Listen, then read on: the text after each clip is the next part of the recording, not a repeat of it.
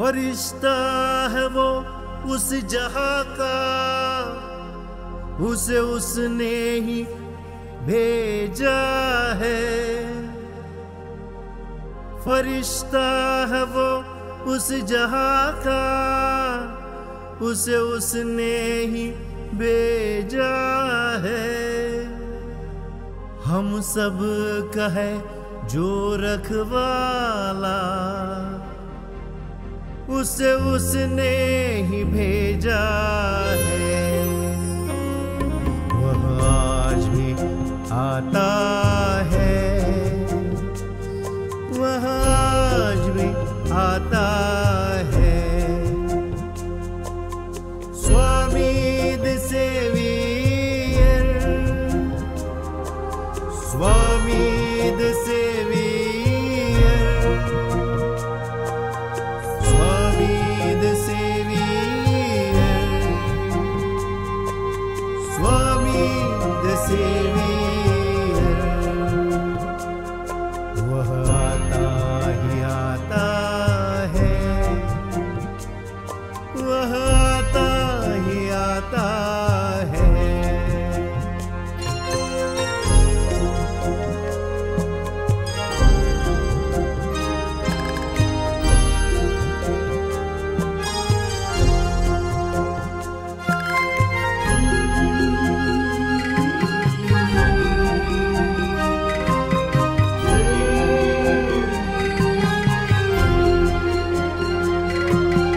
खो जाती है मुस्कुराहट, होती है जब कोई हिमाकत।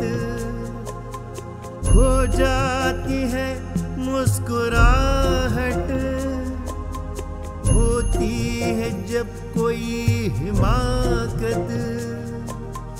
छा जाती है घबराहट, वह आता ही आता है।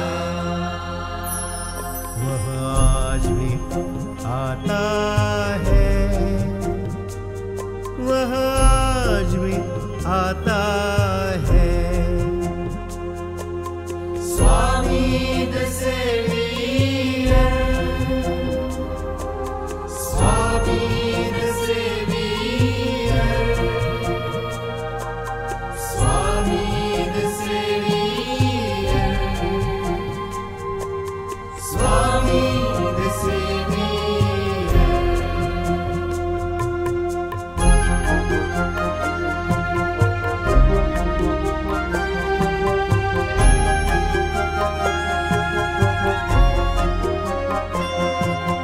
कभी बने वो रखवाला,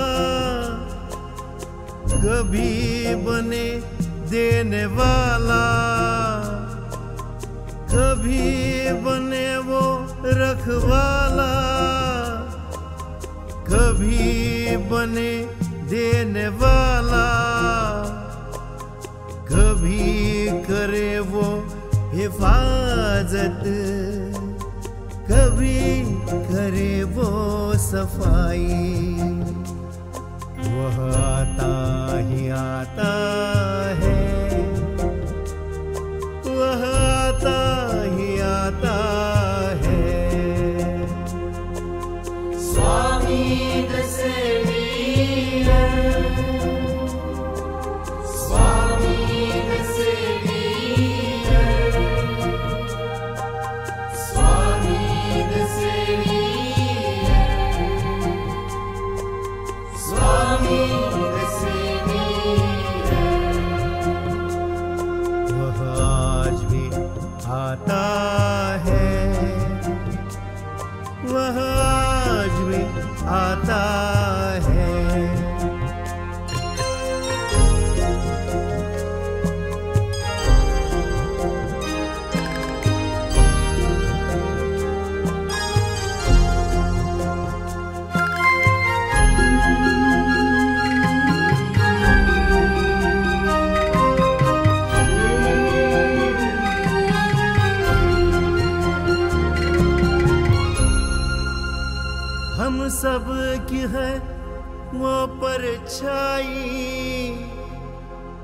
देता है हमको दुहाई,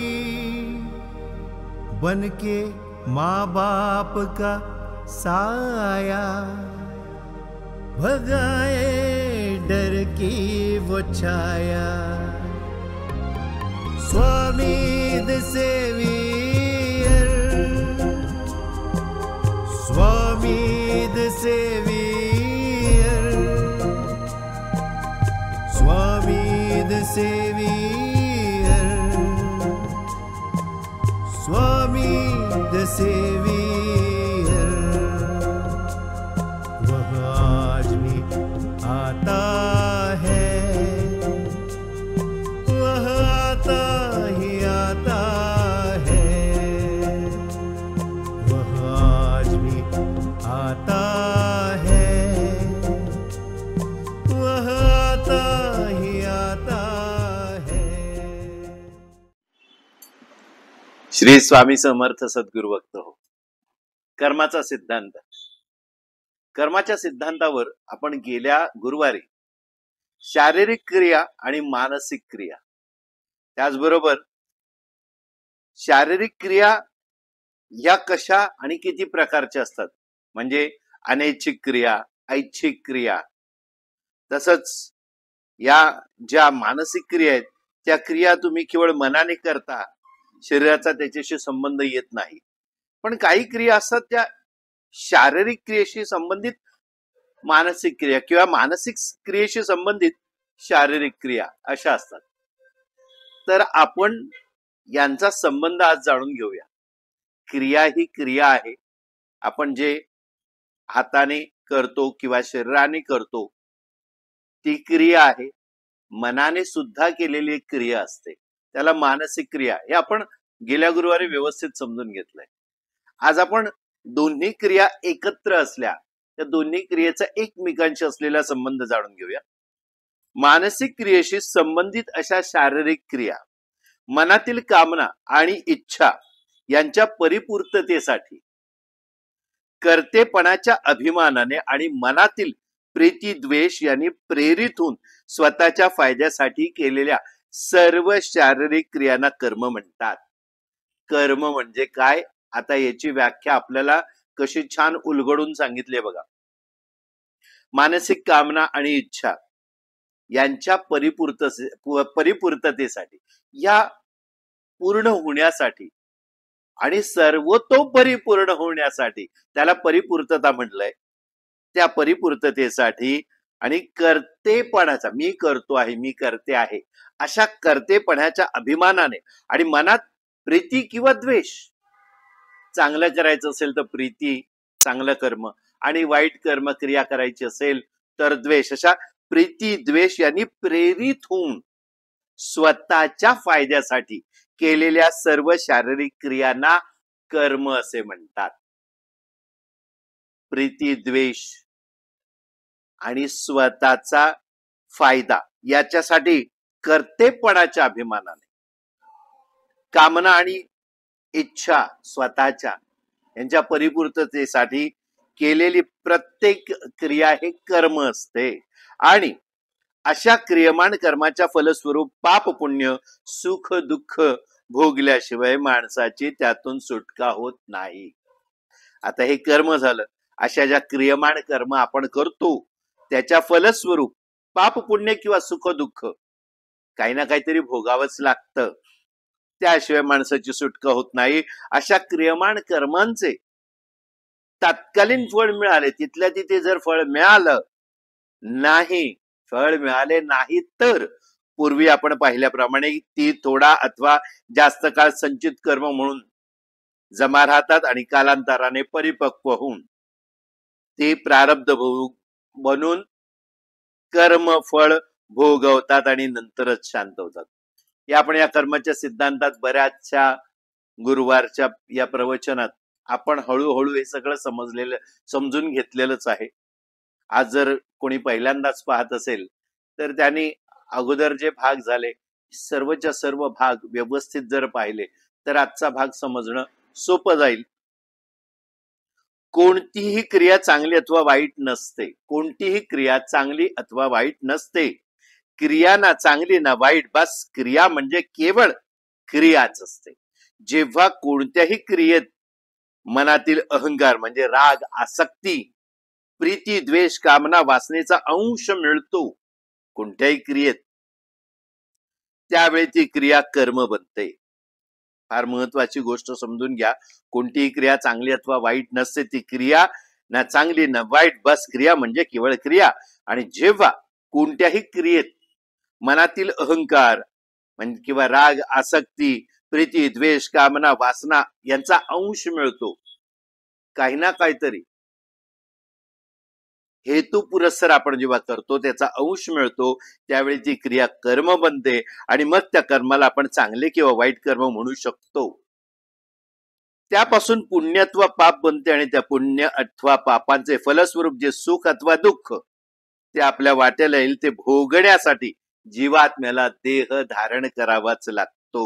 आणि त्या योगे जीवात्मा जन्म मरणाच्या चक्रात फिरत राहतो. या जन्मात कर्म करायची, त्याच्यात संचित बनून राहिली तर पुन्हा जन्म घ्यायचा, पुन्हा ती फेडायची, असे जन्म मरण असे आपले फेरे चालूच राहतात. या विश्वामध्ये कर्मफलाचा कायदा आहे. या विश्वामध्ये कर्मफलाचा एक कायदा आहे, तो विहित करून ठेवलेला आहे. त्याचे संपूर्ण नियम नीती आज आपण समजतोय. त्या कर्माचा एक सिद्धांत आहे, तो आता आपण समजून घेतोय. याला कर्म फलाचा कायदा म्हटला आहे. कर्म फळ देऊन शांत होतं. आता क्रियाफलाचा कायदा नाही, कर्मफलाचा कायदा आहे. क्रियाफलाचा कायदा नाहीये. कर्म कधी बनतं? जेव्हा त्याच्यात काही ना काहीतरी आपल्या हेतुपुरस्सर आपण करतो किंवा आपण काहीतरी कामना इच्छा मनात धरून करतो, चांगली अथवा वाईट, तेव्हा ती क्रिया हे कर्म बनते. आणि त्या कर्माचा कायदा असतो. कर्माचं फळ जे मिळतं त्या कर्मफलाचा कायदा असतो. क्रिया जी करतो त्या क्रियफलाचा कायदा नाही. लहान अथवा अज्ञान बालक अजाणतेपणी अनेक लहान कीटक, मुंग्या इत्यादींची हत्या करते. लहान बालक आहे, खेळता खेळता अजाणतेपणी अनेक लहान कीटक, मुंग्या वगैरे यांची ती हत्या करते, तेव्हा त्याची ती केवळ क्रिया बनते. त्याला कर्म म्हणता येत नाही आणि म्हणून कर्म सिद्धांताचा कायदा त्याला लागू होत नाही. ही क्रिया आहे, बालक आहे, त्याला काही कळत नाहीये. त्याच्या हातून किड्या मुंग्यांची हत्या होते, मारतो बघितल्यावर. निरागस बालक असतं, कुठचीही कामना इच्छा मनात धरून हेतू पुरस्सर ते बालक करत नाही, तेव्हा ती क्रिया असते, ते कर्म म्हणता येत नाही. आणि कर्म सिद्धांताचा कायदा त्याला लागू होत नाही. मोठी माणसे सुद्धा अजाणतेपणे असंख्य जीवजंतूंची हत्या करतात. पाणी, दूध, भाजी, अन्न, इंधन, श्वासोश्वास यात त्यांच्याकडून असंख्य जीवजंतूंची हिंसा होतच असते. पण जोवर अशी हत्या घडताना त्याच्या मागे मनाची आसक्ती, द्वेष, जाणीवपूर्वक कर्तृत्व बुद्धी हे नसतात, तोवर त्या क्रिया कर्म बनत नाहीत आणि म्हणून त्याला हिंसा म्हणता येत नाही. तर मोठी माणसं सुद्धा असंख्य जीवजंतूंची हत्या करतात. बघा किती सूक्ष्मात सूक्ष्म आहे. मी बऱ्याचदा सांगतो की आपण शाकाहारी आहे, मांसाहारी नाही. आपण कुठच्या जीवाला मारून खात असेल तर आपण त्याला मांसाहार म्हणतो. पण तसं म्हटलं तर वृक्षवल्ली ज्या आहेत, जी झाडं पानं, आपण जे शाकाहार करतो त्यात सुद्धा तर जीव आहेच. पण इथे तेच सांगितलंय, पाणी, दूध, भाजी, अन्न, इंधन, श्वासोश्वास यात आपल्याकडून अनेक असंख्य जीवजंतूंची नकळत हिंसा होत असते. पण जोवर अशी हत्या घडताना त्याच्या मागे मनाची आसक्ती, द्वेष, जाणीवपूर्वक कर्तृत्व बुद्धी हे नसतात, तोवर त्या क्रिया कर्म बनत नाहीत आणि म्हणून त्याला हिंसा म्हणता येत नाही. आता क्रिया आणि कर्म यातील भेद थोडक्यात पण स्पष्टपणे समजवण्यासाठी आपण इथे एक तक्ता दिलेला आहे, तो आपण व्यवस्थित समजावून घेऊ. क्रिया आहे. क्रिया शारीरिक असो किंवा मानसिक असो, किंवा या दोन्ही एकत्र शारीरिक आणि मानसिक अशा तीन त्याचे विभाग केलेले आहेत क्रियेचे. आता शारीरिक आहेत, त्या शारीरिक मध्ये काही ऐच्छिक आहेत, काही अनैच्छिक आहेत. आपण गेल्या गुरुवारी हे ऐच्छिक आणि अनैच्छिक व्यवस्थित समजून घेतले. आता मानसिक सुद्धा स्वैच्छिक आहेत आणि अनैच्छिक आहेत. आता शारीरिक मध्ये ऐच्छिक म्हटलंय आणि मानसिक मध्ये स्वैच्छिक म्हटलंय. आता शारीरिक मध्ये इच्छा असेल तर आपण करतो, आपल्या इच्छेने करतो. इच्छा नसताना सुद्धा काही क्रिया कराव्या लागतात. तसंच मानसिक सुद्धा आपण मनात विचार करतो आणि क्रिया करतो. स्वैच्छिक इच्छा असून ऐच्छिक, आणि स्वतःची इच्छा म्हणजे स्वतःच्या मनात मनन करून जी केली जाते, जी स्वैच्छिक आणि अनैच्छिक. तर या दोन्हीचे एकत्रित जे आहे शारीरिक आणि मानसिक, ते एकदा बनतं तेव्हा त्याच्यातून कर्म बनतं. आणि कर्म हे प्रारब्ध विचार वगैरेकडे जातं. स्वप्न आणि अनैच्छिक, आता बघा, शारीरिक मध्ये ऐच्छिक आणि अनैच्छिक आहे. त्या अनैच्छिक मध्ये पुन्हा काय, क्रियमाण, संचित आणि प्रारब्ध. आणि मानसिक मध्ये स्वैच्छिक आणि अनैच्छिक म्हटलंय, त्यात दोन प्रकार येतात, ते म्हणजे स्वप्न, भीती वगैरे, विचार इत्यादी वगैरे, हे सगळं. आता कर्म, विकर्म आणि अकर्म समजून घेऊया. जास्त खोलात जात नाहीये, फक्त एकच समजावून सांगतो. एक क्रिया आहे, हे तीन प्रकारचे, शारीरिक, मानसिक आणि एक दोन्ही शारीरिक मानसिक मिळून. आता या दोघांमध्ये शारीरिक आहे त्याला ऐच्छिक आहे आणि अनैच्छिक आहे. अनैच्छिक म्हणजे असतात इच्छा नसताना केलेल्या, त्यात सुद्धा, किंवा मानसिक मध्ये जे असतात त्यात सुद्धा आपल्याला एक क्रियमाण असतं, संचित असतं आणि प्रारब्ध असतं. तर पुढे आपण अजून समजून घेऊया, जे फार महत्वाचं आहे. कर्म, विकर्म आणि अकर्म हे कर्माचे तीन प्रकार आहेत, भेद आहेत. कर्म हे कधी बनतं, क्रिया ही काहीतरी हेतू पुरस्सर केली स्वतःच्या फायद्यासाठी, मनात काहीतरी विचार करून, मग ती मानसिक असो किंवा शारीरिक असो, ऐच्छिक असो, स्वैच्छिक असो किंवा अनैच्छिक असो, कसल्याही प्रकारची असो. तर ते कर्म कधी बनतं, जेव्हा आपण हेतू पुरस्सर करतो. मग कर्म, विकर्म आणि अकर्म हे तीन प्रकार आता समजून घेऊया.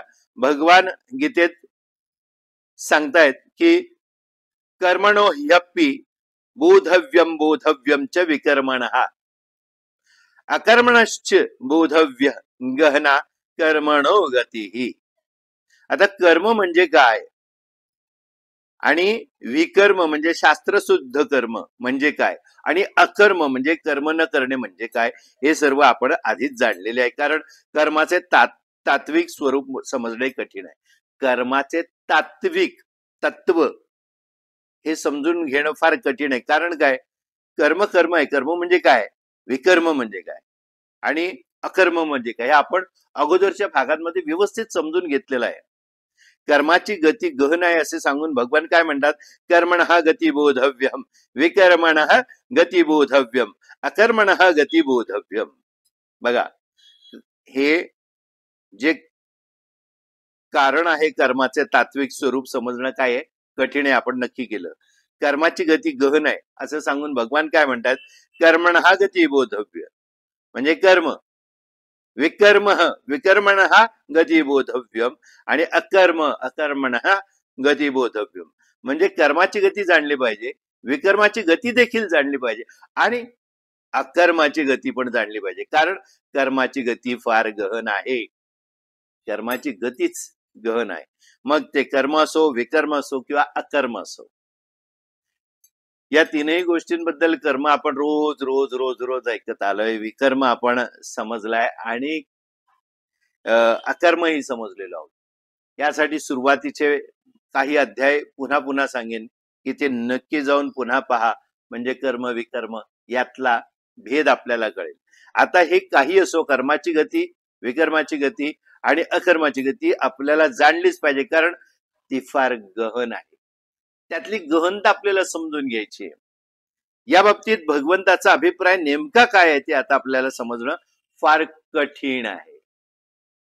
कारण भगवंत जे करतो ते आपल्यासारख्या सामान्य बुद्धीच्या मानवाला कळणं फार कठीण आहे.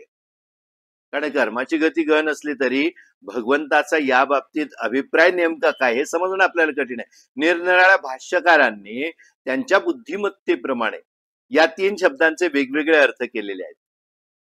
तीन शब्द आहेत, या शब्दांचे अर्थ प्रत्येक भाष्यकाराने, प्रत्येक विदुषीने, प्रत्येक विद्वानाने वेगवेगळ्या प्रकारचे अर्थ दिलेले आहेत.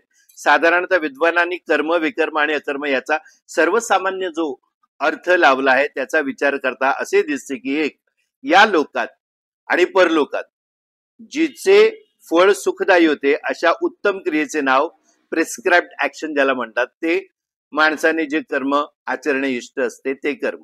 आता जे कर्म केले पाहिजे, ज्या कर्माने या लोकात असो, या लोकात किंवा परलोकात असो, ज्याचं फळ, ज्या कर्माचं सुखदायी होतं आणि उत्तम क्रियेचं नाव, अशा उत्तम क्रियेचं नाव ज्याला प्रिस्क्राइब्ड ऍक्शन म्हणतात, ते माणसाने कर्म आचरलं पाहिजे. जे आचरणे इष्ट असते त्याला कर्म म्हटलंय. म्हणजे आपण काय कर्म केले पाहिजेत हे साधारण जे लोक आहेत तो असा त्याचा अर्थ लावतात. दुसरा, ज्या कर्माचे या लोकात अगर परलोकात दुःखदायी फळ निर्माण होते ते विकर्म, म्हणजे प्रिस्क्राइब्ड प्रोहिबिटेड ऍक्शन. एक प्रिस्क्राइब करून ठेवलेलं आहे की कर्म म्हणजे काय, हे अशी कर्म केलीच पाहिजेत. सामान्य भाष्यकार आपल्याला हे समजावताना कर्माचा अर्थ काय सांगतायत की कर्म म्हणजे हे केलंच पाहिजे तुम्ही जन्माला आल्यानंतर, हे कर्म त्याला प्रिस्क्राइब्ड म्हणजे आधीच नमूद केलेली कर्म, प्रिस्क्राइब्ड ऍक्शन. दुसरे, हे लोक विकर्म म्हणजे काय सांगतात, प्रोहिबिटेड ऍक्शन, ज्या करू नयेत, ज्या कर्माचे या लोकात अगर परलोकात दुःखदायी फळ निर्माण होते ते विकर्म माणसाने आचरण्यास अनिष्ट असे आहे. अनिष्ट म्हणजे करू नये, अनिष्ट परिणाम होतात, वाईट दुःख भोगावं लागतं. आणि तिसरे, जे कर्म केले किंवा कर्मत्याग केला तरी त्यापासून कोणतेही फल निष्पत्ती होत नाही ते अकर्म म्हणजे इनॅक्शन. म्हणजे आपण हे अगोदर ज्या भागांमध्ये शिकलो तर एक साधारण भाष्यकार जो असेल, एखादा विद्वान असेल, तर तो याच्याकडे बघण्याचा त्याचा हा दृष्टिकोन आहे. त्यात तिसरं, कर्मचा अर्थ काय सांगितलाय की जे कर्म केले किंवा कर्मत्याग केलं किंवा नाही केलं, त्या कर्माचा त्याग केला किंवा कर्म केलं तरी त्यापासून कोणतीही फल निष्पत्ती, फलाची निष्पत्ती होत नाही, निर्माण होत नाही फल, ते अकर्म. आता आपण सामान्यतः मन, वाणी आणि शरीराने घडणाऱ्या सर्वच क्रियांना कर्म अशी संज्ञा देतो. आपण संज्ञा काय देतोय आपण या कर्माच्या सिद्धांतामध्ये, की सामान्यतः मन, वाणी आणि शरीर, मन, चित्त, बुद्धी किंवा मन, वाणी, शरीर याने घडणाऱ्या सर्वच क्रियांना आपण कर्म अशी संज्ञा देतो. त्यामुळे कर्म, विकर्म आणि अकर्म यांचा अभिप्रेत असलेला सूक्ष्म भेद जाणणे हे फार जिकिरीचे काम आहे. म्हणून तर भगवान गीतेत कबूल करतात की कर्म इति कवयो अपि अत्र मोहितः. मन, वाणी आणि शरीराने घडणाऱ्या सर्वच क्रियांना कर्म अशी आपण संज्ञा देतो. त्यामुळे आपण कर्म, विकर्म आणि अकर्म यांत अभिप्रेत असलेला सूक्ष्म भेद, कर्म आपण कर्मच म्हणतो, जे करू नये ते अकर्म, विकर्म, आणि जे नाहीच केलं ते काय अकर्म, केलं नाही केलं सारखं, असा सामान्य अर्थ असला तरी आपल्या कर्माच्या सिद्धांतात आपल्याला समजताना फार गूढतेने अभ्यास करावा लागतो. सूक्ष्म भेद जाणणं त्याचं गरजेचं आहे, पण ते फार जिकिरीचं काम असं म्हटलंय. म्हणून भगवान गीतेत काय कबूल करतायत स्वतः बघा, किं कर्म किं अकर्म इति कवयो अपि अत्र मोहितः. कर्म म्हणजे काय, किं कर्म, अकर्म म्हणजे काय, किं अकर्म इति कवयो अपि अत्र मोहितः. यांचे स्पष्टीकरण करताना मोठमोठ्या विद्वानांचीही त्रेधा तिरपीट उडते. कारण कर्माची गती समजणे हे महाजिकिरीचे काम आहे. यावरून असे वाटते की केवळ मन, वाणी आणि शरीर यांनी घडणाऱ्या स्थूल क्रिया, मन, वाणी आणि शरीर याने स्थूल म्हणजे फिजिकल ज्या गोष्टी, स्थूल क्रिया किंवा अक्रिया यांचे नाव कर्म, क्रिया किंवा अक्रिया यांचं नाव कर्म. विकर्म अगर अकर्म असे नसून, विकर्म किंवा अकर्म असं काहीच नाहीये, कर्त्याच्या कोणत्याही कर्म करताना असलेल्या भावनेनुसार, मनात काय भावना ठेवतात, क्रिया करत असताना जो कर्ता आहे, करणारा आहे, त्याच्या मनात ज्या भावना असतात त्या भावनेनुसार त्या त्या कर्माची परिणिती म्हणजे त्याचा परिणाम प्रसंगोत्पन्न किंवा कर्म, विकर्म अगर अकर्म अशी होते. म्हणजे काय, त्यावेळेला ती कर्म करत असताना तिच्या मनात जो भाव असतो त्याप्रमाणे त्या कर्माची त्या प्रसंगानुरूप कर्म किंवा विकर्म असे त्याची व्याख्या होते. आता आपण म्हटलंय कर्म म्हणजे प्रिस्क्राइब्ड ऍक्शन, विकर्म म्हणजे प्रोहिबिटेड ऍक्शन्स आणि अकर्म म्हणजे इनऍक्शन. ही गोष्ट पुढील दृष्टांतावरील थोडी अधिक स्पष्ट. आता एक दृष्टांत दिलेला आहे. द कर्म म्हणजे prohibited actions, prescribed action sorry. तर प्रिस्क्राइब्ड ऍक्शन्स समजून घेण्यासाठी सामान्यतः मन, वाणी आणि शरीर यांनी केल्या जाणाऱ्या शास्त्रविहित उत्तम क्रियांनाच कर्म म्हणतात. मन, वाणी आणि शरीर यांनी केल्या जाणाऱ्या शास्त्रविहित, शास्त्रात विहित करून ठेवलेल्या, नमूद करून ठेवलेल्या उत्तम क्रिया ज्या आहेत त्यांना कर्म म्हणतात. परंतु शास्त्रविहित विधीपूर्वक क्रिया सुद्धा, शास्त्रविहित शास्त्रात विहित करून ठेवलेल्या विधीपूर्वक क्रिया सुद्धा कर्त्याच्या मनात असणाऱ्या निरनिराळ्या भावनेवर अवलंबून असतात, आधारभूत असतात. त्यामुळे एकच क्रिया कर्त्याच्या भावनेनुसार, एकच क्रिया आहे त्या कर्त्याच्या भावनेनुसार अथवा काही वेळा कर्माच्या ऐवजी विकर्म बनतात किंवा अकर्मही बनू शकतात. म्हणजे मनात काही इच्छा ठेवली आहे त्यानुसार त्यांनी कर्म केलंय, त्या क्रिया केल्यात. त्यामुळे एकच क्रिया त्याच्या भावनेनुसार, त्याच्या मनात असलेल्या भावनेनुसार त्या फक्त केवळ कर्म न राहता विकर्म किंवा अकर्म बनू शकतात. आता उदाहरण पुढे काय दिलंय पाहूया. उदाहरण असं दिलंय की फळाच्या इच्छेने शुद्ध भावनापूर्वक शास्त्रसंमत विधीने उत्तम कर्म केले तर ते कर्म ठरते. फळाच्या इच्छेने पण शुद्ध भावनापूर्वक आणि शास्त्रसंमत, शास्त्रात संमती ज्याला दिलेली आहे ते शास्त्रसंमत विधी करून उत्तम कर्म केले तर ते कर्म ठरते. आता दुसरं, परंतु तेच कर्म म्हणजे यज्ञ, दान, तप वगैरे इत्यादीने युक्त असून सुद्धा जर वाईट इच्छा मनात धरून म्हणजे प्रजाजनाचे अनिष्ट करण्याच्या हेतूने, दुसऱ्याचा नाश करण्याच्या उद्देशाने परस्योत्सादनार्थ केलेलं म्हणजे समोरच्या नुकसानासाठी किंवा त्याच्या वस्तू आपल्याला मिळण्यासाठी परस्योत्सादनार्थ केले तर ते तमोगुण प्रधान आहे, तमोगुणाने युक्त आहे, असे विकर्म बनते म्हणजे प्रोहिबिटेड ऍक्शन्स. किती सूक्ष्म आहे हे कळण्यास मला नक्की माहिती आहे, फार कठीण आहे आपल्याला, कारण गुंतागुंतीचं सुद्धा आहे. आता फळाच्या इच्छेने शुद्ध भावनापूर्वक जे आपण शास्त्रसंमत विधीने उत्तम कर्म केलं ते कर्म बनतं. ओके. दुसरं, तेच कर्म जे यज्ञ, दान, तप वगैरे आहे पण जर वाईट इच्छा मनात धरून म्हणजे कोणाच्या तरी वाईटासाठी केलं किंवा दुसऱ्याचा नाश करण्यासाठी, दुसऱ्याचे पदार्थ आपल्याला, दुसऱ्याच्या वस्तू आपल्याला मिळण्यासाठी केलं आणि ते तमोगुण प्रधान बनतं आणि म्हणून ते विकर्म बनतं. ते करू नये, प्रोहिबिटेड आहे, प्रोहिबिटेड ऍक्शन्स आहेत.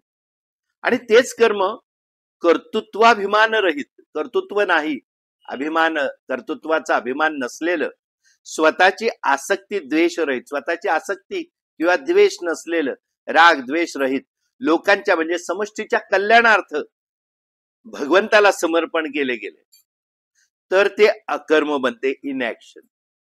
आपल्या कर्माच्या सिद्धांतात त्याचा हा आपण अर्थ अगोदर जाणून घेतलेला आहे.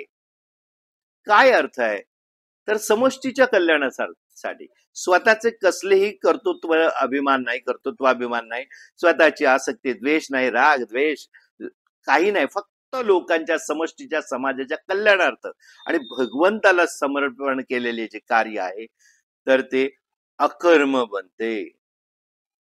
किती छान आहे बघा. आता प्रोहिबिटेड ऍक्शन्स मध्ये विकर्म जे आहे ते अजून समजून घेऊया. साधारणतः मन, वाणी आणि शरीर, मन, वाणी आणि शरीर म्हणजे आपण त्याला काया वाचा मने असं म्हणतो, यांच्या द्वारा केलेली हिंसा, असत्य, चोरी इत्यादी निषिद्ध क्रियांना विकर्म म्हणतात.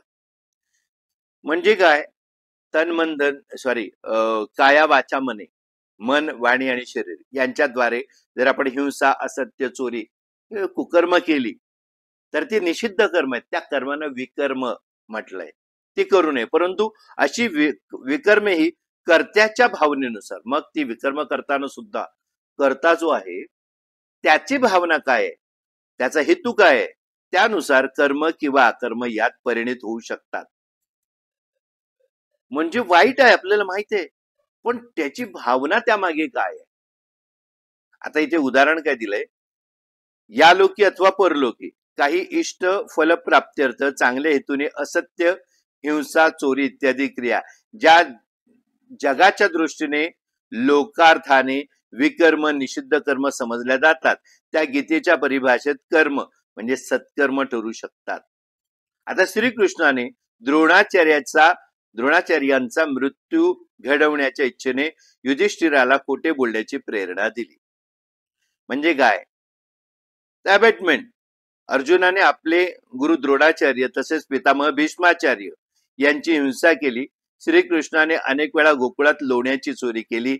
या क्रिया वर वर विकर्म जरी वाटल्या तरी त्यांची गणना कर्मात होते, म्हणून त्या कर्म ठरतात. ते वाईट नाहीत कर्म. कारण काय, भीष्माचार्य किंवा इथे आपण म्हटलंय ना की खर तर इथे भीष्माचार्यांच्या कथेमध्ये आपल्याला माहिती आहे की नरो वा कुंजरो, नर किंवा हत्ती मारला गेलाय मला माहिती नाहीये, पण मारला गेला आहे. असं जेव्हा भीष्माचार्यांना कळलं तेव्हा त्यांनी प्राण सोडले. त्यांना अमरत्व होतं, इच्छा मरण होतं. शरपंजरी म्हणजे बाणांच्या शियेवर ते ओढलेले होते, तरी सुद्धा त्यांचा प्राण ते सोडत नव्हते. त्यांचा मुलगा जेव्हा मारला गेला असं त्यांना कळलं तेव्हा त्यांना फार दुःख झालं. पण तो मारला गेला नव्हता. पण कृष्ण नीतीने हे सांगायचं त्यांना की तुमचा मुलगा मेलाय, मग त्या दुःखाने ते आपले प्राण त्याग करतील. पण ते कोणाचंच मानायला तयार नव्हते. मग सत्यवचनी जे पांडवातले मुख्य मोठे बंधू होते त्यांना सांगितलं गेलं की तुम्ही यांना सांगा. सत्यवचनी, तर ते सत्यवचनी असल्यामुळे त्यांना सांगायला जेव्हा कृष्णाने सांगितलं, असं म्हणतात की हे सत्यवचनी होते आणि त्यांचे इतकं सत्व होतं की त्यांचं असं म्हटलं गेलंय की त्यांचे पाय भूमीला लागत नव्हते, ते अधांतरी चालत असत. इतके सत्कर्मी होते किंवा सत्यवादी होते. पण त्या ठिकाणी भीष्माचार्यांनी प्राणत्याग करणं हे त्या युद्धाला असलेली एक गरज होती. म्हणून कृष्णाने ही कृष्ण नीती केली आणि त्यांना सांगितलं, युधिष्ठिरा जाऊन सांग, तू सांगितलंस तर ते मानतील. पण त्यावेळी त्याने सुद्धा हत्ती की तुमचा मुलगा, दोघांचं नाव सेमच होतं. फक्त सांगितलं हो मेला, पण हत्ती मेला, नरो वा कुंजरो मला माहित नाही असं म्हटल्याबरोबर त्यांनी प्राण सोडले भीष्माचार्यांनी. पण त्यावेळेला सत्वहरण होऊन त्यांचे पाय युधिष्ठिराचे जमिनीला लागले. हे जरी झालं तरी सुद्धा ती गरज होती, समष्टीच्या कल्याणार्थ कृष्णाने केलेली नीती होती. तर हे सगळे श्रीकृष्णाने अनेक वेळा गोकुळात लोण्याची चोरी करणं या सगळ्या क्रिया वरवर विकर्म म्हणजे प्रोहिबिटेड ऍक्शन जरी वाटल्या तरी त्याची गणना ही कर्मात होते, म्हणून त्या कर्म ठरतात. आता कर्तेपणाचा अभिमान विरहित आसक्ती द्वेष आणि प्रेरित न होता समष्टीच्या सर्व लोकांच्या कल्याणार्थ जर विकर्म असेल ते अकर्म होते. आपण केलेल्या प्रतिज्ञेचा भंग करणे हे वास्तविक पाप मानले जाते. पण म्हणजे आपण एखादी प्रतिज्ञा केली आहे पण त्याचा भंग करणे, ते तोडणे प्रतिज्ञा, हे वास्तविक पाप आहे. म्हणजे त्या पापाची गणना विकर्म अशी होते. पण महाभारत युद्धात आपला भक्त अर्जुन याचे प्राण वाचणे, धर्माचा विजय होणे या दृष्टीने आवश्यक असल्याने भगवान श्रीकृष्णाने न करी शस्त्र धरी अशी एक प्रतिज्ञा केली. मी कधीच हातात शस्त्र धरणार नाही अशी त्यांनी प्रतिज्ञा केली होती, पण ती सुद्धा भगवंताने मोडली आणि हातात रथचक्र घेऊन ते भीष्माचार्यांच्या अंगावर धावले. या कृतीत त्यांचा काही व्यक्तिगत स्वार्थ नव्हता, केवळ धर्माच्या बाजूचा विजय व्हावा या हेतूने त्यांनी हे विकर्म केलं. त्यामुळे ते विकर्म नसून अकर्म ठरते. इनॅक्शन म्हणजे एक कर्म आहे, एक अकर्म आहे आणि एक विकर्म आहे. तर हे विकर्म म्हणजे वाईट आहे, अकर्म म्हणजे त्याचं फळ चांगलं किंवा वाईट मिळणारच नाही. कृष्णाने जे काही केलं, न धरी शस्त्र करी असं प्रतिज्ञा केली, ती प्रतिज्ञा सुद्धा युद्धात गरज असल्यामुळे समष्टीच्या कल्याणार्थ श्रीकृष्णाने ती आपली प्रतिज्ञा मोडली आणि हातात चक्र धारण केलं. तर ते विकर्म नाही, मग ते अकर्म झालं. आता इनॅक्शन म्हणजे अकर्म, याच्यावर अजून समजून घेऊया.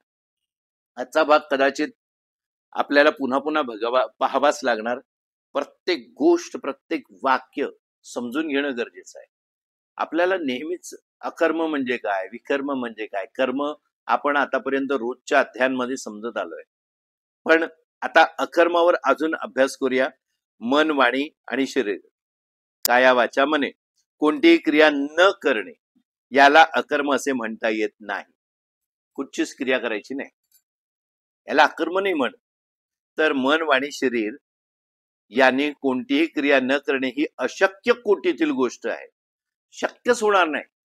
मन एक क्षणभर सुद्धा शांत बसू शकत नाही. मनात सतत विचारांनी क्रिया चालूच असते ना. मग तेच आहे. भगवान गीतेत काय सांगतात, नाही कश्चित क्षणमपि जातु तिष्ठति अकर्मकृत. कोणताही प्राणी काही ना काही कर्म केल्या वाचून क्षणभरही राहू शकत नाही. नाही कश्चित क्षणमपि जातु तिष्ठति अकर्मकृत म्हणजे कोणताही प्राणी जगात एक क्षणभरही कर्म केल्या वाचून राहू शकत नाही. नाही देहभृता शक्यम त्यक्तुम कर्मणः अशेषतः. म्हणजे काय, देह धारण करणाऱ्या कोणाही माणसाला किंवा प्राण्याला संपूर्णपणे क्रिया त्याग करणे शक्य नाही.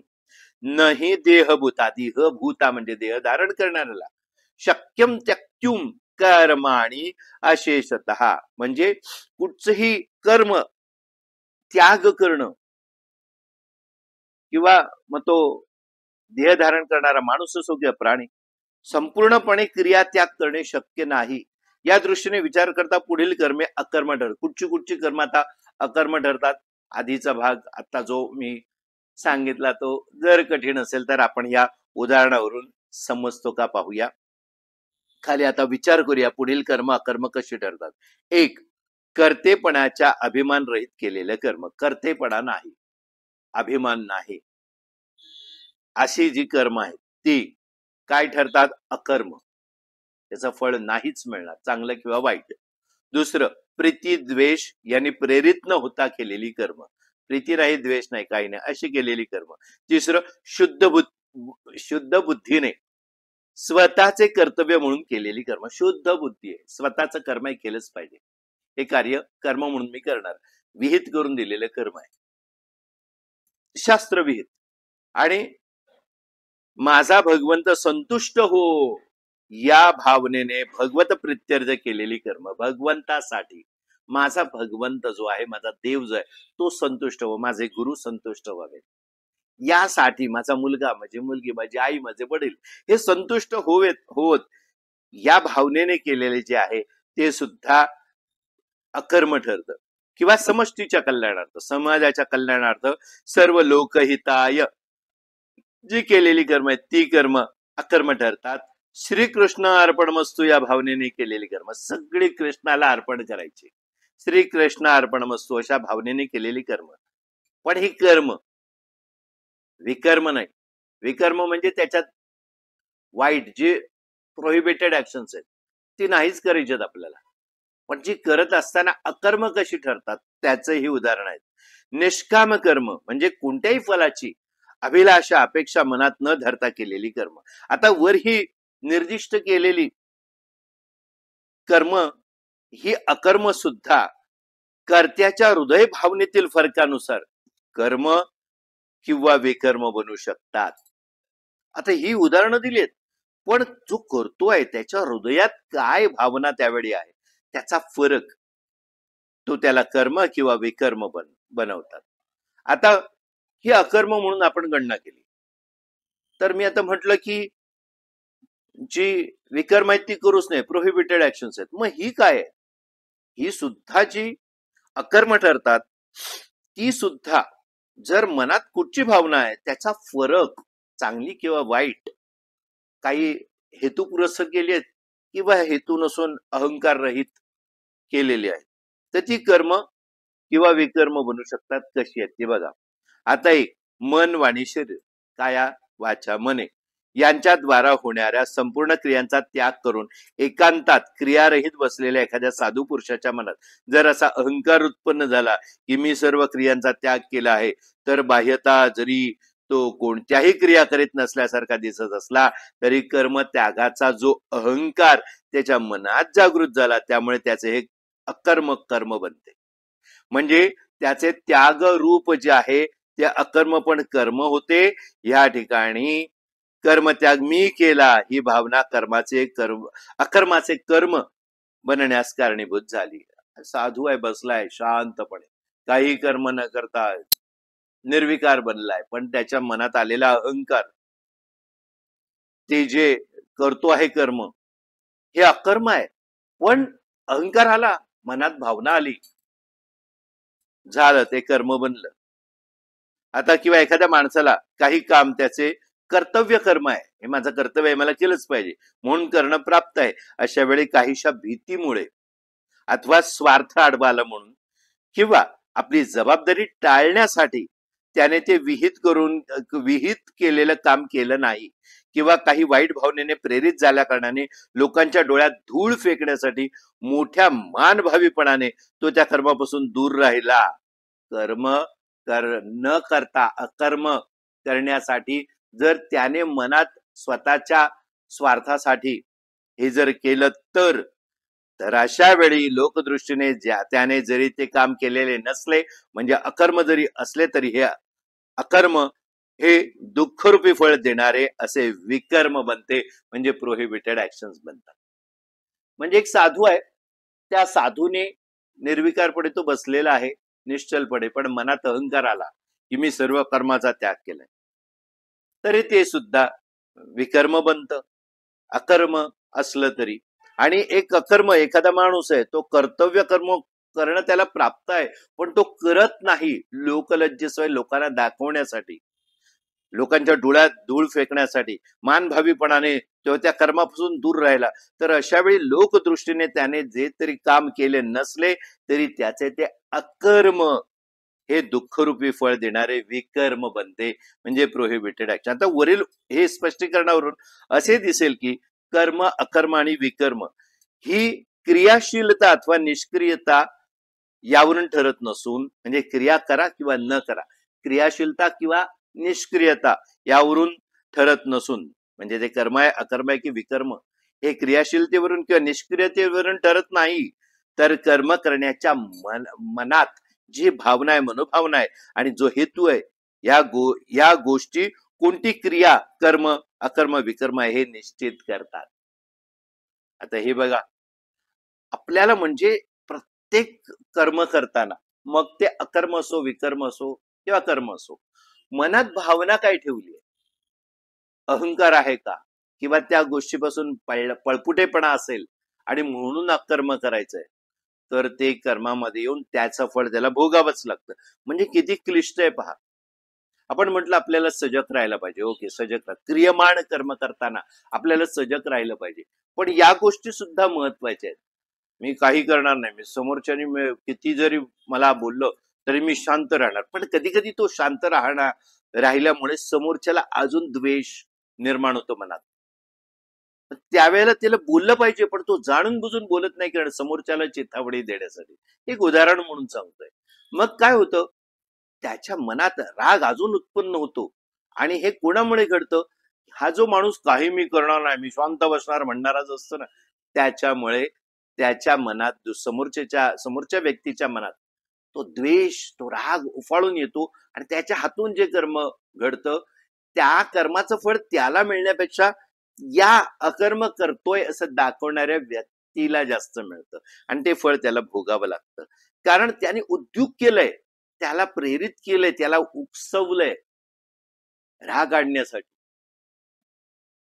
तर या सगळ्या गोष्टी फार महत्वाच्या आहेत की हे आपण स्पष्ट दिसतं की कर्म, अकर्म आणि विकर्म ही क्रियाशीलता अथवा निष्क्रियता यावरून ठरत नाही, तर कर्म करणाऱ्याची मनोभावना आणि त्याचा हेतू, या गोष्टी कोणती क्रिया, अकर्म किंवा विकर्म हे निश्चित करतात. कोणत्या हेतूने आणि कोणत्या भावनेने, काय उद्देशाने क्रिया केली आहे ते समजल्यानंतरच ती क्रिया कर्म, अकर्म किंवा विकर्म हे ठरवता येते. किती किती बारकाव्याने पाहायचंय बघा. आपल्याला वाटतं फार सोपं आहे कर्म, बस कर्म कुठचंही फळ देऊन शांत होतं. पण मग क्रियमान करताना आपल्याला सजग राहायला सांगितलंय. मग आपण ती क्रिया जी करतोय ती आपण कर्तृत्व भावनेने आपल्याला केली पाहिजे, ती एक क्रिया आहे. आणि जे नाही केलं पाहिजे तेही आपल्याला माहिती आहे, ते केले तर आपल्याला फळ मिळणारच आहे. आणि अशी क्रिया आहे जी अकर्म आहे, ती करा न करा त्याचं फळ मिळणारच नाही, अशी काही अकर्म आहे. पण म्हणजे समष्टी समाजाच्या दृष्टी फायद्यासाठी, हितासाठी आपण काही कर्म जी करतो, ही कर्म अकर्म आहेत. पण ती करत असताना देखावा जर आला, ढोंग धत्तूरपणा केला, तर ते कर्म बनतं आणि त्याचं चांगलं किंवा वाईट फळ त्या व्यक्तीला भोगावं लागतं. आता थोडक्यात सांगायचं तर गीतेच्या 4थ्या अध्यायात भगवंताने वापरलेले कर्म, विकर्म आणि अकर्म या शब्दांचा साधा अर्थ असा: कर्म म्हणजे सत्कर्म, चांगले कर्म, पुण्यकर्म, आणि विकर्म म्हणजे वाईट कर्म, पाप कर्म आणि कुकर्म. बस. भगवंताने सरळ साधं सोपं समजण्यासाठी कर्म म्हणजे काय, सत्कर्म, चांगलं कर्म किंवा पुण्यकर्म, आणि विकर्म म्हणजे काय, वाईट कर्म, पाप कर्म किंवा कुकर्म. पुण्य म्हणजे सत्कर्माच्या झाडाला सुखरूपी फळ येतात. पुण्य म्हणजे काय, तर सत्कर्म केलंय त्याच्या झाडाला सुखरूपी फळ लागणार. तर पाप कर्मा म्हणजे विकर्म, ज्या झाडाला दुःखरूपी फळे लागतात. सुख किंवा दुःख भोगण्यासाठी देहधारणा लागते, माणसाला देहबंधनात यावंच लागतं. फरक इतकाच की कर्म म्हणजे सत्कर्म ही सोन्याची बेडी आहे. ती पण बेडीच आहे सोन्याची. का सोन्याची बेडी म्हटलं, आपण अगोदरच्या एका अध्यायात हे समजून घेतलंय. आपण चांगलं केलंय, चांगलं कर्म, सत्कर्म केलंय की सोन्याची बेडी, कारण त्या सत्कर्माचं फळ भोगण्यासाठी आपल्याला पुन्हा जन्म घ्यावा लागतो. आणि पुन्हा जन्म घेतात आपण नवीन क्रियमाण कर्म करतो. नवीन कर्म करून ठेवल्यावर ती फळ देऊन शांत होतात, तात्कालिक फळ देऊन, नाहीतर संचितात जमा होतात आणि फलद्रूप होतात. कधी प्रारब्ध रूपाने भोगायला लागतात. आता हे सगळं आपण म्हणजे ही सोन्याची बेडी आहे सत्कर्म केलं तरी, आणि पापकर्म आहे, विकर्म ही लोखंडाची बेडी आहे. पण शेवटी कर्म म्हणजे सत्कर्म काय किंवा विकर्म म्हणजे पापकर्म काय, दोन्ही या देहरूपी कारावासाच्या बेड्याच आहेत, बंधनच आहेत. देहरूपी कारावास, देह धारण करावाच लागणार. आपण ह्या जन्मात सत्कर्म करो किंवा विकर्म करो. मग आपल्याला काय केलं पाहिजे? सगळं कृष्णार्पणमस्तु. अकर्म कर्म करण्याची विद्या आपल्याला शिकली पाहिजे. आजच्या या अध्यायाचं सगळं सार इथे आहे. काय आहे सार? सरळ साधी सोपी गोष्ट आहे. आपल्याला कळलंय प्रिस्क्राइब्ड ऍक्शन्स म्हणजे कर्म काय आहेत, म्हणजे सत्कर्म, आणि कळले प्रोहिबिटेड ऍक्शन म्हणजे पापकर्म, काय करू नये. करू नये ते ठीक आहे, पण केली तरी ती सोन्याची बेडी नाही, वाईट कर्म केली तरी ती लोखंडाची बेडी, म्हणजे याच्यासाठी देह धारण करावाच लागणार. पण ही करत असताना आपण ही कृष्णार्पणमस्तु किंवा मी त्यात नाही आहे, दन्न मम, माझ्याकडून कुठेतरी करून घेत आहे भगवंत, माझे गुरु हे सगळे माझ्याकडून करून घेत आहेत, मला ह्या कर्माचं फळच नको, हे फळ मी भगवंताच्या चरणी अर्पण गेलो समष्टीच्या कल्याणार्थ, तर मग पुन्हा जन्म घेण्याची गरज लागणार नाही, कारण ते संचितात जमा होणार नाही किंवा ते कर्म म्हणून फळ भोगायला उभं राहणार नाही. म्हणजे काय, फार महत्वाची गोष्ट आपल्याला आज समजते की या दोन्ही देहरूपी कारावासातल्या बेड्या बंधनच आहेत आणि त्याच्या या अडथळ्याने जीवात्म्याला मुक्ती मिळत नाही. मुक्ती कशी मिळणार? मुक्ती पाहिजे असेल तर कृष्ण अर्पणमस्तु, सगळी कर्म कृष्णाला अर्पण करायची. मी करतो, मी करते नाही, किंवा जी नाही करायची ती करायचीच नाही. अकर्म म्हणजे काय हे समजून घ्यायचं आपल्याला. अकर्म म्हणजे काही न करता शांत बसणे, समोरच्याला उद्योग करणं, त्या समोरच्याकडे दुर्लक्ष करणं. त्याच्याकडे दुर्लक्ष केलं तर तो अजून पेटून उठणार. त्याला सांगितलं पाहिजे हे जे कर्म करतो आपण की एदन्न मम, मी नाही त्याच्यात, मी काही करत नाही, हे सगळं भगवंताच्या चरणी अर्पण करायला शिकलं पाहिजे. याला खऱ्या अर्थाने अकर्म म्हटलंय. तर अकर्म ही मात्र एक अलौकिक गोष्ट आहे. अलौकिक गोष्ट शिकायची आहे आपल्याला. त्यात क्रिया घडते खरी, पण कर्तेपणाचा अभिमान, प्रीती, द्वेष इत्यादीच्या अभावामुळे आणि क्रिया ईश्वर प्रीत्यर्थ, समाजाच्या कल्याणार्थ केलेली असल्या कारणाने ती अकर्म म्हणजे इनॅक्शन बनते आणि ती संचितात जमा होत नसल्याने त्याचे प्रारब्ध म्हणजे सुख दुःख रूपी फळ बनत नाही. म्हणून अकर्म हे मोक्षाचं, जन्म मरणाच्या चक्रातून सुटकेचं साधन बनू शकते. आता आजची ही गोष्ट फार महत्वाची आपण शिकलोय. अकर्म म्हणजे काय? तर अकर्म एक आहे, एक कर्म आहे, एक विकर्म. करू नये, खराब. मग विकर्मात सुद्धा असं सांगितलं की अशी काही विकर्म आहेत जी करू नयेत, ती सुद्धा समष्टीच्या कल्याणार्थ केली. आता एक सैनिक आहे, तो हातात बंदूक घेऊन आपल्या सीमेवर आपल्या देशाचं रक्षण करताना शत्रूला आपल्या बंदुकीने टिपतो. ती हत्या आहे का? हत्याच आहे, मानव हत्या आहे. पण ते कशासाठी? समष्टीच्या कल्याणार्थ, रक्षणार्थ. मग ते काय आहे? ते अकर्म बंद करणं, ते समष्टीच्या कल्याणार्थ केलं. कर्म किंवा अकर्म समष्टीच्या कल्याणार्थ जर केलं असेल, आपला अहंकार, द्वेष, प्रीती या रहित ते नसताना जर आपण केलं तर ते काय बनतं? अकर्म बनतं. आणि अकर्म बनलं तर त्याचं फळच नाही मिळणार या जन्मात काय पुढच्या जन्मात. पुढचा जन्म घ्यायची गरजच नाही. मोक्षाची द्वार, जन्म मरणाच्या या चक्रातून सुटका आपल्याला होणार. भगवान गीतेत आणखी एक मजेशीर पण फार मोलाची अशी गोष्ट सांगतात. कर्म आणि अकर्म यह पश्चेत अकर्मणि च कर्म यह स बुद्धिमान मनुष्येषु स युक्तम कृत्स्र कर्म कृता.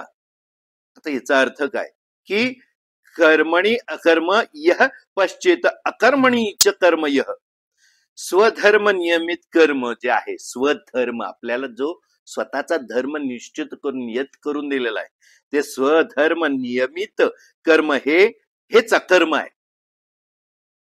कर्माणि अकर्म यह पश्चेत अकर्मणि च कर्म यह स बुद्धिमान मनुष्येषु संयुक्त कृत्स्र कर्म कृत. म्हणजे काय? तर हे कर्मरहित राहावायचे म्हटले तरी त्यातही कर्म हे घडतेच. म्हणजे काय?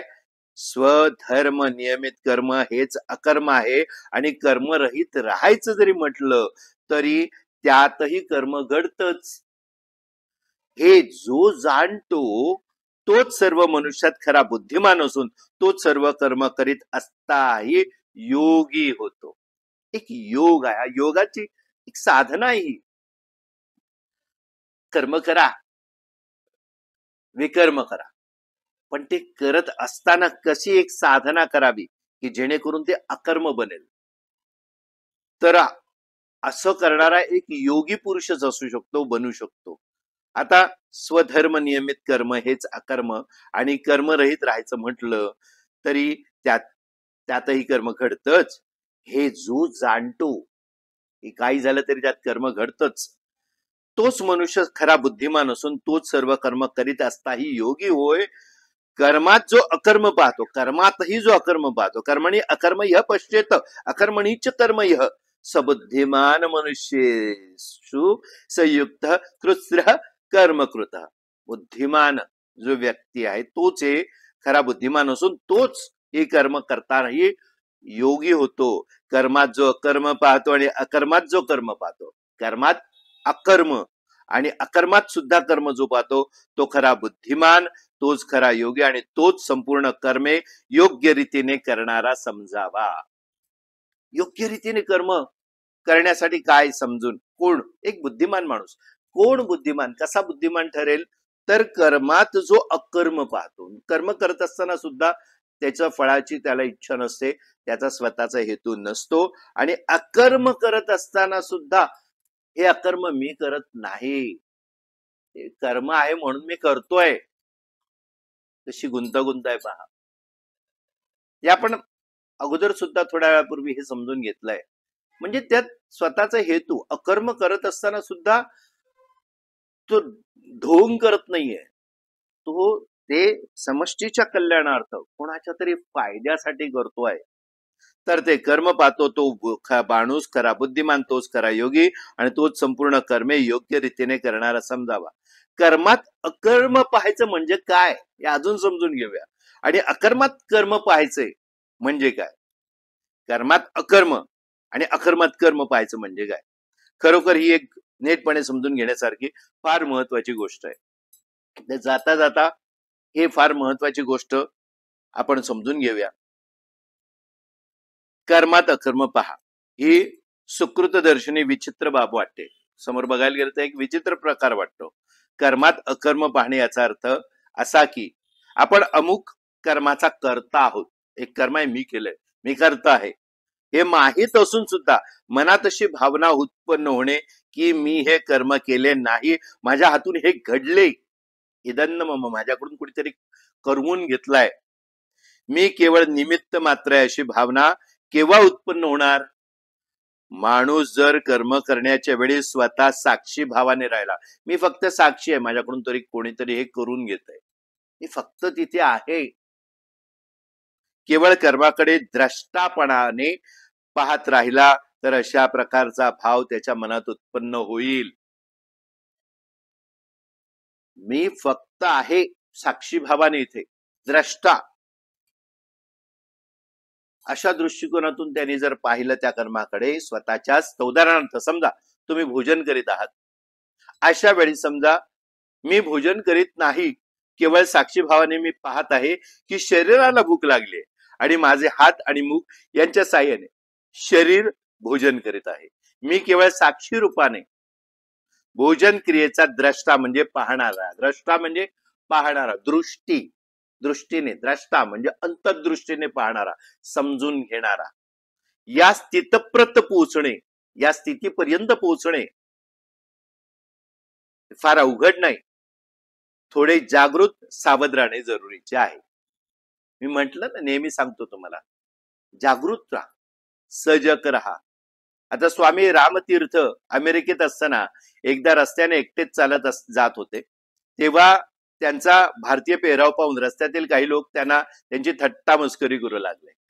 ते चिडत नाही तसे पाहून काहींनी त्यांना शिवीगाळही केला. स्वामीजी त्यांच्या घरी उतरले होते, त्या यजमानांच्या घरी पोहोचले तेव्हा आपल्याशीच खूप आनंदाने हसत होते.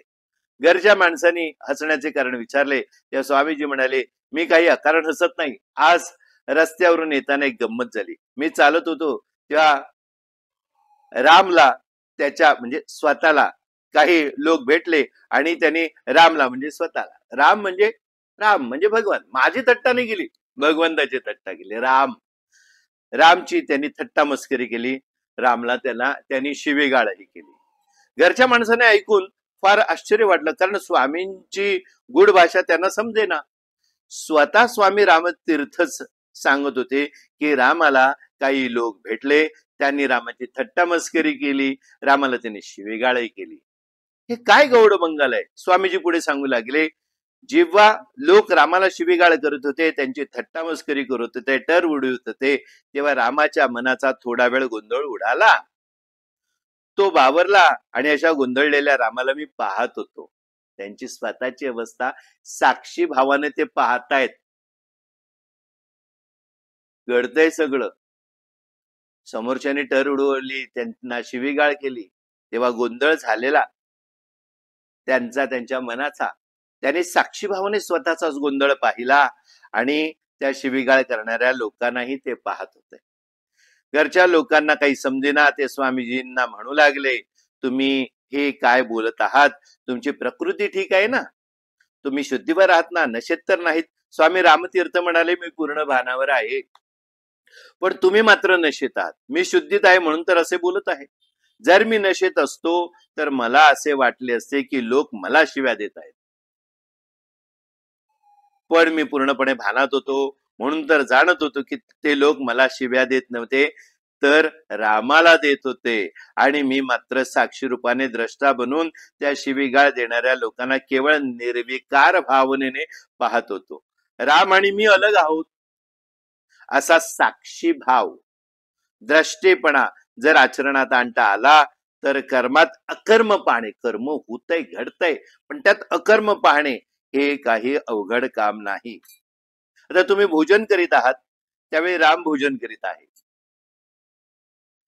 असे तुम्ही साक्षी भावाने पाहत राहा. रामाला भूक लागली आहे, रामाला झोप आली आहे, तुम्ही साक्षी रूपे दूर वेगळे उभे राहून पहा. अशी वेगळे उभे राहून साक्षी रूपे पाहण्याची कलाच कर्माचे अकर्म बनवते. आणि तेव्हाच माणूस कर्म करीत असता तरी अकर्ता बनतो. कर्म करतोय तो, पण हे मी नाही, साक्षी भावाने.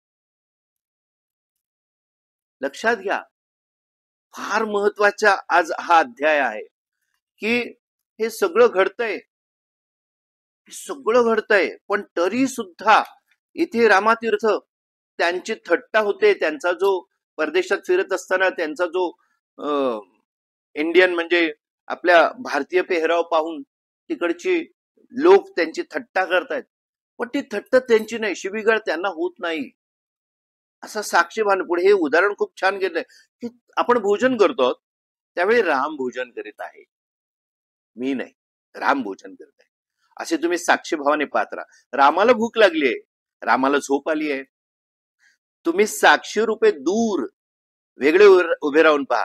अशी वेगळे उभे राहून साक्षी रूपे पाहण्याची कलाच कर्माचे अकर्म बनवते. आणि तेव्हाच माणूस कर्म करीत असला तरी अकर्ता बनतो. आजचा हा अध्याय खूप छान आहे, समजण्यास जरी कठीण वाटला तरी आपण कर्म, विकर्म आणि अकर्म हे कसं एकमेकांशी सांगड घालून आहे. आणि हे करत असताना अकर्म करणं हे मोक्ष मिळवण्यासाठी किती महत्वाचं आहे पहा. आणि म्हणूनच आजच्या या अध्यायात नक्कीच आपल्याला जर काही अडेल, काही कळणार नाही तर कमेंट बॉक्स मध्ये नक्की लिहा. आणि अकर्म भाव समजून घ्यायचा असेल तर या पूर्ण प्रवचनाच्या लिंक अनेकांना शेअर करा. म्हणजे काही न मिळण्यासाठी माझ्याकडून हे कर्म स्वामी करून घेत आहेत. श्री स्वामी समर्थच आहेत, स्वामीच समर्थ आहेत, हे सगळं माझ्याकडून घडवून ते घेत आहेत. मी फक्त साक्षी भावाने माझ्या आत ते प्रविष्ट होत आहेत आणि तुमच्यापर्यंत जी माझी वाणी सरस्वती रूपाने तुमच्या समोर ही येते आहे, हे त्यांची वाणी आहे, माझी नाही. या भावनेने मी बसलोय. आणि जर तुम्ही इतरांना, स्वतः हे तुम्ही श्रवण करत असताना सुद्धा मी श्रवण करत नसून स्वामी माझ्याकडून हे श्रवण करून घेत आहेत आणि हे सगळं स्वामी मला देत आहेत, माझे सद्गुरू मला देत आहेत. ही सगळी जीवन जगण्याची कला, कर्माचा सिद्धांत आज समजण्याची माझी जी गरज होती ती गरज स्वामी माझी भागवत आहेत. आणि हे मी जे घेत आहे ते मी घेत नसून माझ्या आत आत्मा राम जो बसला आहे तो ती सगळी ग्रहण करून मला जीवन जगण्याची कला शिकवत आहे. मग हेच आपण शेअर केलं पाहिजे आणि अकर्माचा खरा, कर्मचा अकर्म म्हणजे काय हे समजून घेतलं पाहिजे. कर्म करायचे काय, शेअर करायचे. पुन्हा पुन्हा सांगेन, शेअर केल्याने काय होणार आहे, एक अकर्म समष्टीचे, आपलं काहीच नाही, इतरांचं सुद्धा कल्याण हो, हे स्वामींची वाणी जी नाथस्वामींच्या मुखातून निघते ती सर्वांपर्यंत पोचावी. याच एका सुंदर वाक्याबरोबर आजच्या गुरुवारी आपण इथेच थांबूया. पुन्हा आपल्या अनेक प्रश्नांसोबत जर असतील तर पुढच्या गुरुवारी पुन्हा भेटू. तोपर्यंत सर्वांना अनेक स्वामी आशीर्वाद. श्री स्वामी समर्थ, श्री स्वामी समर्थ, श्री स्वामी समर्थ.